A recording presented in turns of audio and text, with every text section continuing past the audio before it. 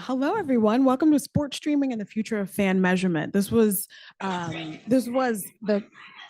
my most desired session to program at this event. When John and I started talking about our agenda, one of the first things that I wanted to cover was sports and how we can innovate around measuring the sports audience, because there's so many cool and different things. Like I feel like was it 2 weeks ago? Disney did like a metaverse Super Bowl experience, not Super Bowl, metaverse football experience. I'm like, yes, what other platform sort of allows for that much experimentation on live TV? So I have a great group of panelists. You guys know how I like to kick things off. Let's kick it off with a question that incorporates the intro. So tell me who you are, what your role is, and whether you think the full breadth of the sports audience is being effectively measured right now. We'll start with Gabe. All right. Hi, everyone. My name is Gabe Bevilacqua. I lead the streaming business at Major League Baseball. So that is if you use our direct-to-consumer products, MLB.tv, as well as all of our video on demand and video assets. So in terms of the sports audience, I would say, I think I'm supposed to say that there's a bunch of gaps in it, but I actually think we're measuring it really, really well. In aggregate, right? We have a huge audience in our owned and operated apps and experiences. We have partners who deliver us data. So we're not lacking for data. I think we're probably challenged by how do we put all that data together correctly and really understand the audience across all those places.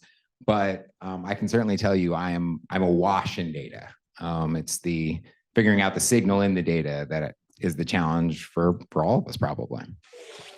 Next, Tristan. Hi, everybody. Tristan Webster. I'm the Chief Product Officer at TVision. So we are in the measurement game. We're a TV audience measurement company focused on measuring not just what people watch, but if and when people are looking at the screen. Important for sport. Important for all content. And so for us, at least as it relates to the big screen, certainly feel like sports viewership is well covered. It is a huge chunk of live TV viewership. It's an important part of the weekly viewing experience. And yes, I think there's a lot to do in terms of finding the information and as you rightly said, the signal in what we have. But I think we're in a better place than ever, where we're able to sort of bring together not just panel data like ours, but also the power of big data as well to enrich that. Matt Gottlieb, NBCU. I oversee sports and Olympics research for our ad sales and partnerships group. I think the simple answer is yes. We feel good about the first party, the third party data we see from a measurement standpoint. I think the challenge comes in how do we bring that data together in a coherent way for our business? How do we find the actionable insights within the data sets? So I have sort of the next question in the list, but Tristan, you said something that made me think. You said, and you specified, but that's because of the company, that's because of what your company does, but you specified and said, on the big screen, I feel like we can accurately measure the audience. Does that mean that you don't think that the audience is being accurately measured on other platforms? I think I'm just not the right person to answer that question. I think Gabe probably has a much stronger point of view. I feel like we have a great insight into people's living rooms, and what's going on. We know if someone's distracted. The question is, what are they doing? What are they distracted by? What are they distracted by? Gabe, so MLB's been in the streaming business for a long time. How has measuring your audience evolved over time? Yeah, so quick bit of history here. This is 21 years for MLB.tv. So we've been streaming direct-to-consumer baseball games for over 2 decades. We are looking at, it's evolved in a lot of different ways, and we measure in a number of different dimensions, right? So we're measuring our subscribers, new subscribers, retention very, very carefully. We're measuring engagement in terms of minutes watched, daily active users very, very carefully. We're also looking at how programming performs. We have more than just baseball games in the service. So we're looking at how and why and when our fans are engaging with baseball content, how long they're engaging with it, what works in which time slots for us. So it's a programming input. And then finally, we're looking at very, I'd say detailed looks at how people actually interact with the products. So if we introduce a new feature, if we introduce a new interface, okay, how are folks using it? Where are they using it? If we're A/B testing into it, what can we glean for that? So we have a ton of data that we're going through, and we've needed to build those competencies over the course of 2 decades to get to the spot where we can look at the business and understand how it's behaving on a daily basis.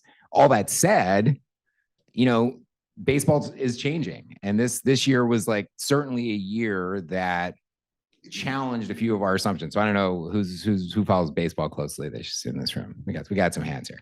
So we introduced a pitch clock this season, and a pitch clock meant that the games were 24 minutes shorter on average. So we're very carefully measuring total minutes of viewership. We needed to recalibrate everything we were doing around that and say, okay, if the games are 24 minutes shorter, how do we understand what that means for the health of our business? Because we can't just look at total minutes watched versus last year's total minutes watched. We kind of need to calibrate it against, well, the game's a little different this year. And what we started to look at is, okay, how much of the game are people watching year over year? And what emerged from that, and the pitch clock has been a success in a lot of dimensions, but we had 17% more fans watching the entire game this year versus a year ago, which tells us a lot. But again, it sort of forced us to rethink, like, okay, this is a fundamental thing, counting minutes. We need to recontextualize that. So I tried very hard to get a buyer to be on this panel, but Okay. I did not have success, because I suspect that if I asked the buyer how they feel about having a 24-minute shorter sort of stream to pay for, how does that change sort of how you negotiate the ad deals?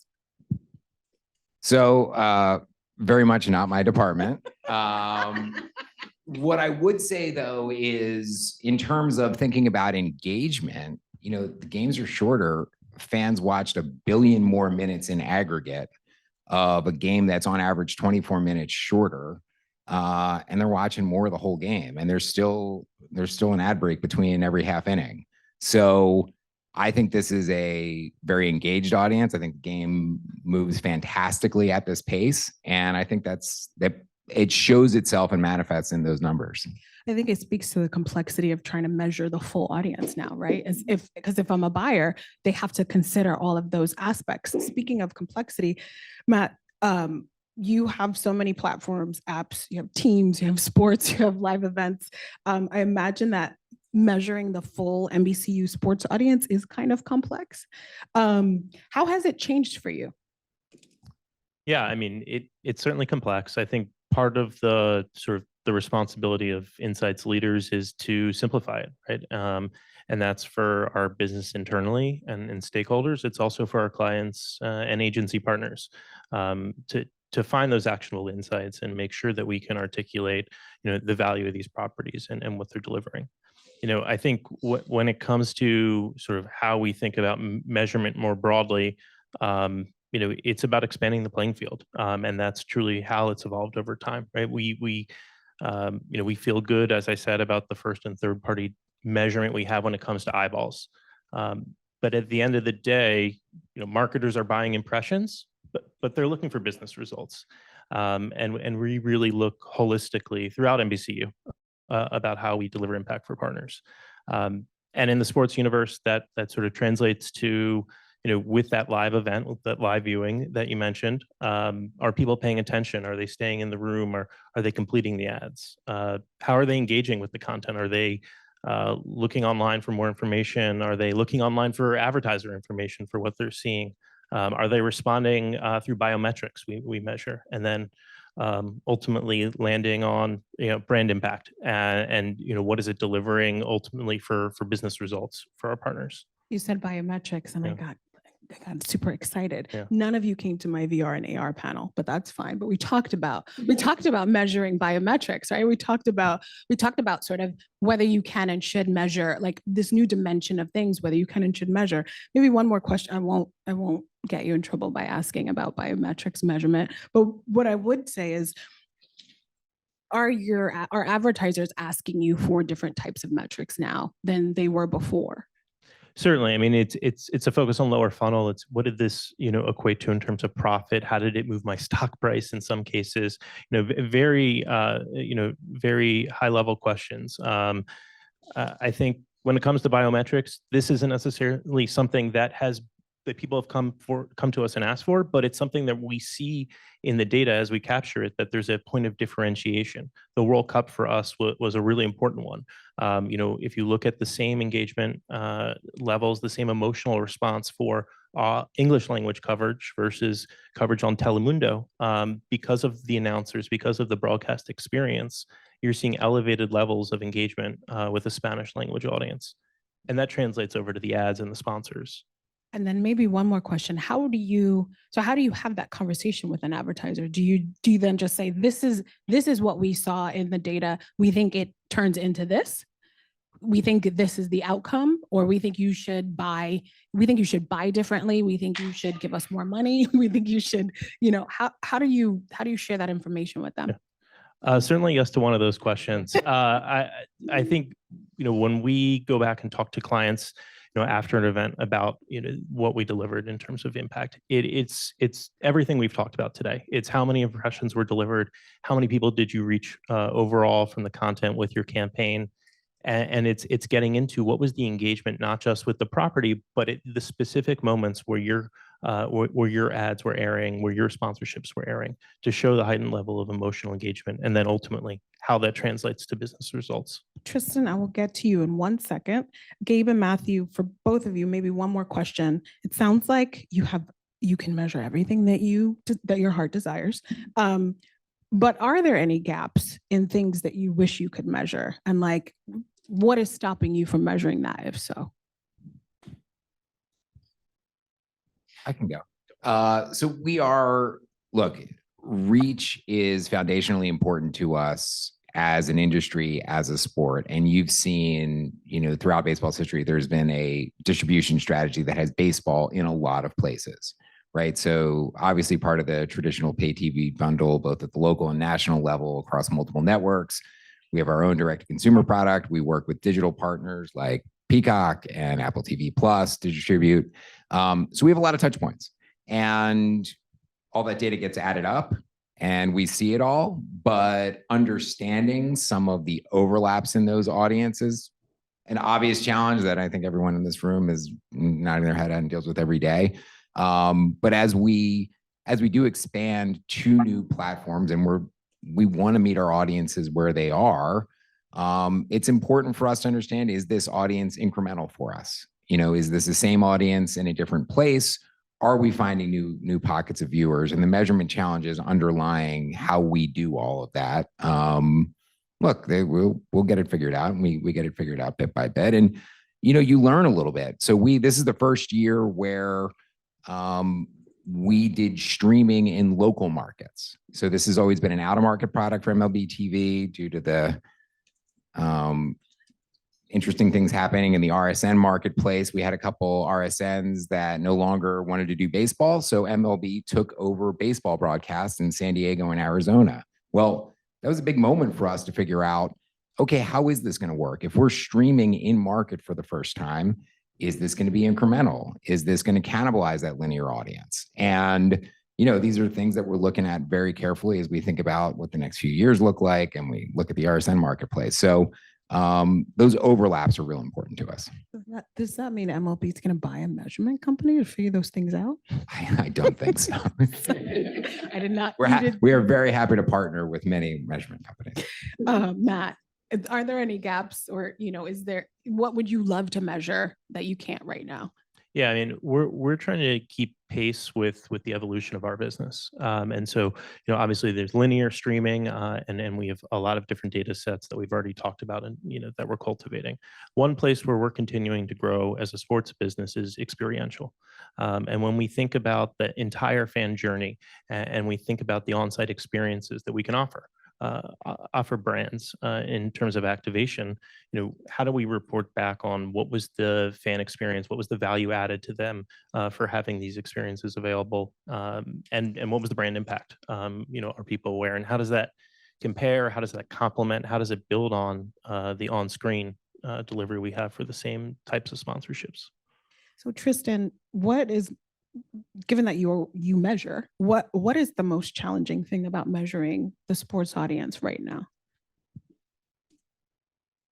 So there's a couple of challenges. So one, we're operating a panel. We've talked about the hyper local nature of sports and the regional coverage. So measuring from a panel for regional sports has some limitations, right? It's very hard to deliver the kind of scale that you need to trust panel data alone. And so, that is an area where I think the importance of anchoring on the big data that is measurable at scale at a household level or impression level. We've got to think about what an impression means in television. But being able to start with how many households would deliver this ad, what was the composition of those homes, and who within those homes was likely to be the ones watching the TV. To give you an example, and I'll go with baseball. I'll try my best as an Australian, right? I'm here for this. You Let's can go. you can test me on this. But so I got an 8-year-old son. He's really into baseball right now. He knows every guy on the Phillies team. I don't have a clue who any of them are.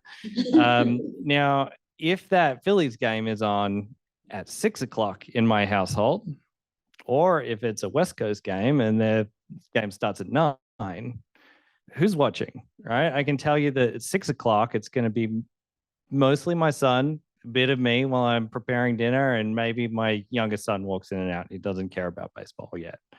If it's at 9 o'clock, it's me sitting there attentively watching the screen, right? So you got to think about the scenario and the signals that are available to work out who's likely in front of the screen. So I think that's one. I think the other is the evolution of how ads are being delivered. So it's not just traditional ad units that are readily measured via legacy systems or current digital measurement systems, but it's also all the on-air content. So in a streaming broadcast of a typical game, think like Thursday Night Football on Amazon, a lot of the digital infrastructure for measuring ads can't be fired off in the middle of the broadcast. That's delivered in a more traditional linear way. And then we're sort of filling in the gaps in the ad time. So I think as innovation happens in what's being delivered on screen, measurement needs to keep up with how to track that as well. So given that it's complex, why is this an area that TVision has opted to focus on? Because sports is arguably one of the most important things that is on the big piece of glass in the living room. We've got a lot more choice in terms of how we consume content, and a lot of people still tune in for live TV. I can't remember the percent off the top of my head, but sports is uniquely positioned to bring people together in front of a TV at the same time, unlike basically any other content that can be consumed on demand. So if we're not measuring it, we're neglecting to measure a critical part of TV viewing, and that's what we aspire to measure, how people watch TV. It's interesting. It's almost one of the few remaining sort of events that galvanize people to watch in real time at the same time together. Sports, award shows, finale of Game of Thrones, that kind of stuff. But there's fewer and fewer of them. So this is a question for everyone, but Tristan, I'll go back to you. Where is the innovation happening then? And what are you excited about? Either are you delivering, well, you wouldn't deliver this to internally, but like, what are you excited about in terms of being able to capture or collect? Is it personification? Is it, biometrics? Is it what are you excited about right now? Yeah, so as we started today, and I think a big theme of a lot of the other conversations that have happened today is that we have more big data than ever. We know how many TVs are on and how many TVs are tuned to this piece of content. So we have this incredible base off which to build. And over the last 12, 24 months, there's been incredible momentum on the industry side to embrace that and to use that for measurement and to work out a path forward for that to be a currency on which people can transact. So for me, that's what's really exciting, is that we take the awesome massive first party data sets that MLB has, or the YouTube TV, whoever it might be, and then build from there to tell a much more complete story of what people are watching and when. And then do you feel like as a measurement platform or provider, do you feel like your clients are more inclined to share information with you so that you can put it together and sort of deliver them insights? The reason I ask is I think SIM, we're in a unique position because all of our constituents come to us and they give us their data and we do projects. Lots of other people in the industry, lots of other organizations and or platforms don't have that because buy side doesn't want to give sell side its information. One media company doesn't want to share with another media company, back and forth. Do you feel like, are your clients, are you a space for collaboration in that way? To a certain extent, data sharing is incredibly challenging in today's privacy environment, and it's only going to get harder. So we look to probably the players in the alternative measurement space to probably be better positioned as those data aggregators. Travis earlier said, like, it's much easier to bring together tens of millions of records with tens of millions of records.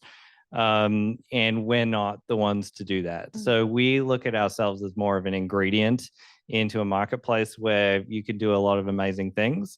But for us, we're always happy to explore, but we have a job to do, and I think we focus on measuring what we can and feeding into the bigger solution. Matt, from an innovation perspective, you actually work with TVision, right? We do. Yeah. Yeah, we've had some great partnerships around the Olympics. We have an innovative ad format called a double box, where we're showing both content and advertising on the screen at the same time. And TVision was an important partner in articulating the fact that when we do have those ads on the screen, people are more likely to stay in the room. They're more likely to keep their eyes on the television than standard pods. And that's one part of a holistic story that we're talking about. But that greater attention leads to greater memorability, leads to greater impact. And so that is essentially the top of the funnel when we start to think about impact.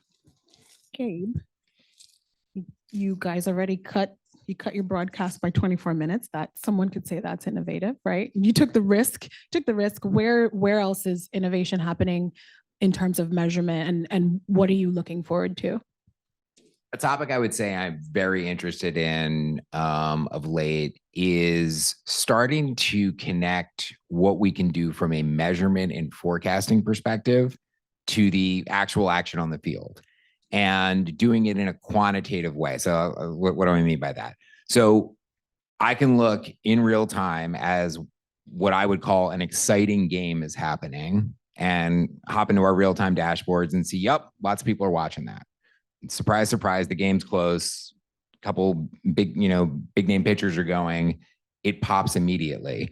But we sort of look at that all as an anomaly at the micro level. And then at the macro level, the performance of certain players, teams, et cetera, is a very real part of every baseball season. It's the thing that as a fan, you intuitively understand it's going on, and whether your team's playing well this year or not playing as well, and a player you like is playing well or not playing as well. All those things are intuitively understood, but do we connect to them quantitatively to understand how they all add together to impact viewership at the game level, team level, nightly level. And, I think there's a lot of room for us. And because we are so well instrumented in terms of the data we collect on how people are using our products, and we can connect that to all the discrete data we have about how a baseball game goes, there's some really fun stuff we can do about, the concept we kick around internally is the idea of, if you're a baseball person, you've heard of wins above replacement. So it's sort of like the minutes above replacement. Like, what should you expect on a given night? But if things get exciting, or if some special things happen, as they often do, what does that do to that night? And what does that night look like instead? And I think there's just a lot of fun stuff we can do with that. And then how can you sort of monetize that if applicable, right? Yeah, we've already, we have a sponsor for walk-off moments. We have drawn some connections to some of these moments in a pretty clear way that I think are pretty exciting and dynamic and organic. There might be more room there as well.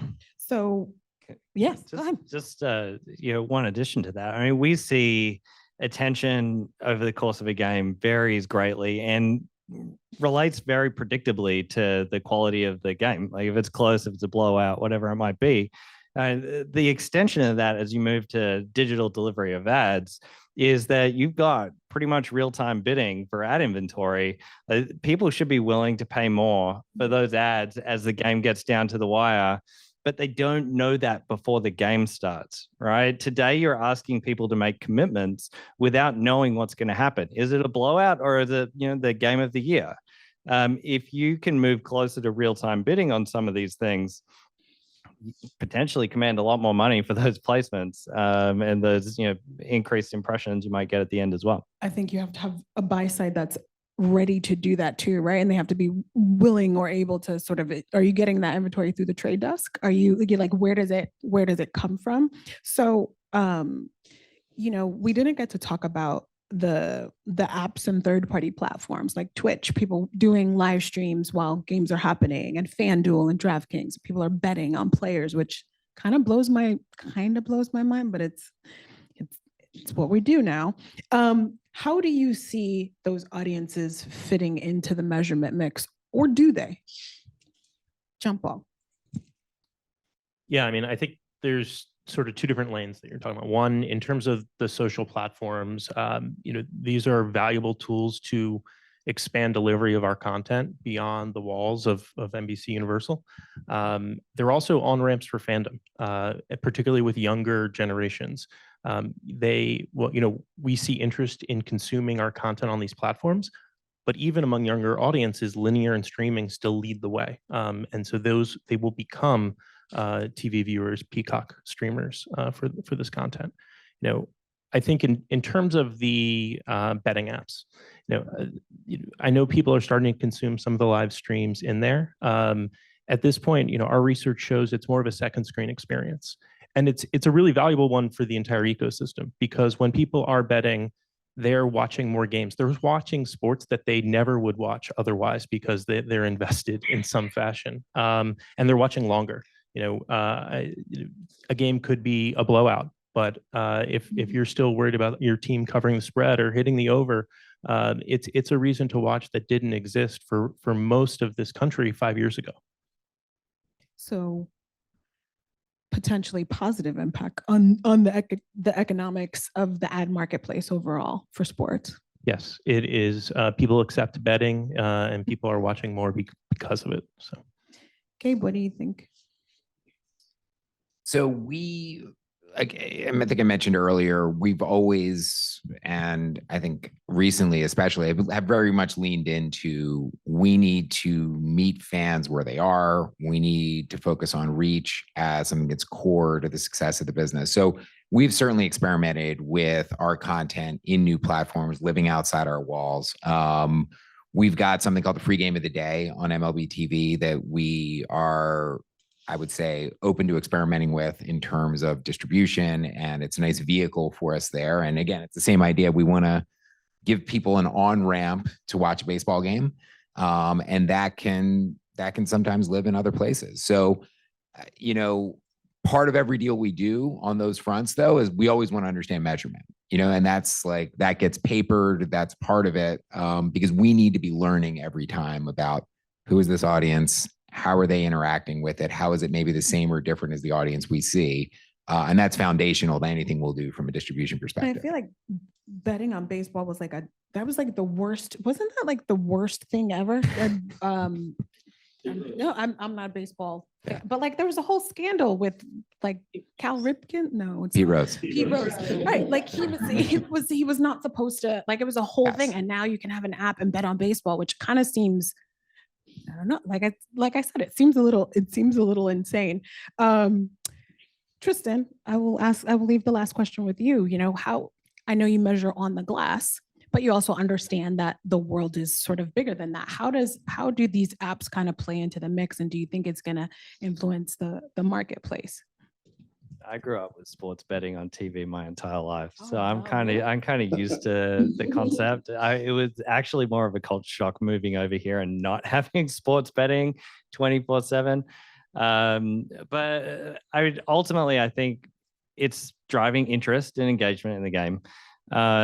We've seen over the last 3 or 4 years attention to sports increasing, to live sports increasing year on year on year. And so when we look at that, I can't attribute it to the smaller screens. I can tell you anecdotally that fantasy is a reason why people watch sports. Gambling is a reason why people watch sports, and ultimately people are as engaged in sports on the big screen as they've ever been. So yeah. Thank you so much, gentlemen. Have a Thank you. on time.